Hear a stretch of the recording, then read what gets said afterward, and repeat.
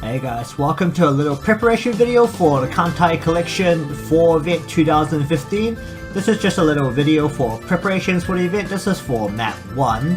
So first we're gonna look at the little bit of a cheap fleet I put together.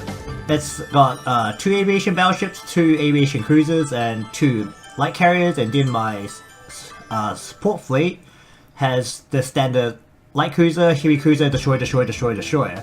So, for this first map, actually for the event in general, we're gonna look at that first now. So, for the event in general, there's not much locking rules, as you can see here. Basically, the whole thing, you can use everything you need.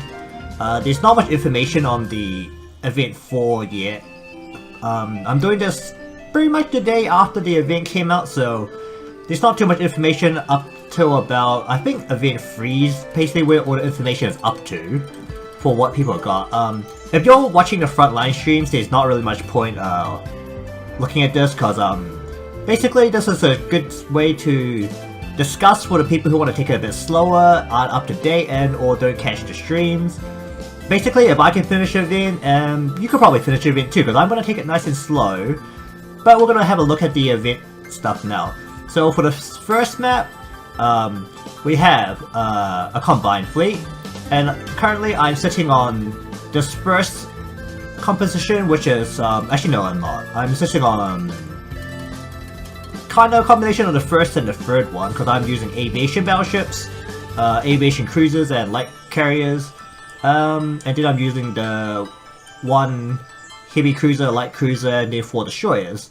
I'm hoping this follows the same branching rules, because it doesn't match any of these. Because basically, I think it's if you go super heavy, you go through more nodes. So we're trying to go through shorter nodes. It doesn't really matter what ships you use because of the locking rules, but since you only have one map which is actually not locked, so we're gonna look at some of the other things. If you want to go through A, you have to take subs. About that, we'll look at these. We're looking at hard mode, which is where all the information's been taken. So basically, we're looking at B, E, H, J. So we're gonna go around the bottom here. So B, E, H, and J. So the things you need to really think about is B is nothing.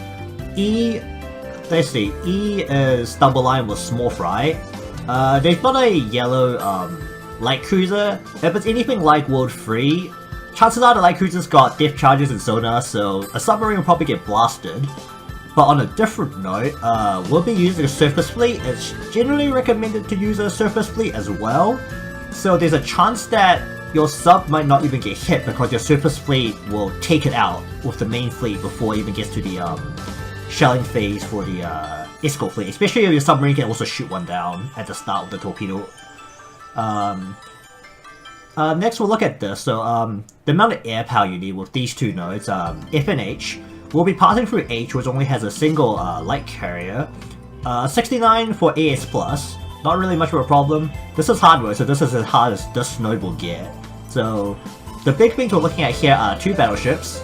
So basically, if you don't have particularly good battleships, you'll probably still want at least 1 or maybe a good combination of at least 3 battleships and carrier types to get rid of these, because heavy cruisers can have a bit of trouble, especially if you hit the bigger battleships.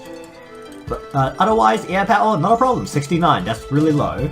On the other hand, you go around the top, I believe, which is to F, which is you take one of the bigger fleets, you go through F, which is okay, because you could take a carrier fleet if you really want to.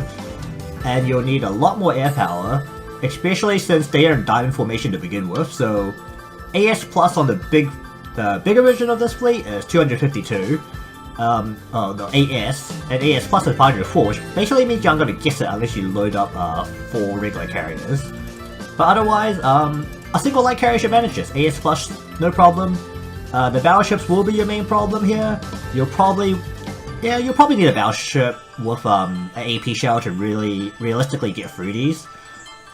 And then we're going to look at the boss here. So, the boss, line ahead, standard torpedo squadron style, and your job is to blow down the heavy cruiser here.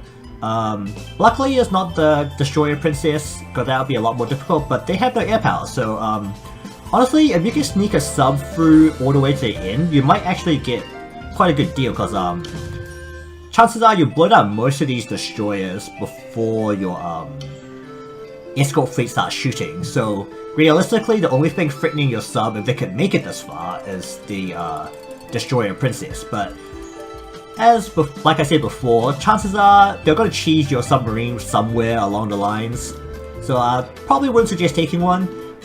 But otherwise, I don't think there's much special to say about this map. Mostly small fry, especially you take the bottom route through with a surface fleet that's pretty light.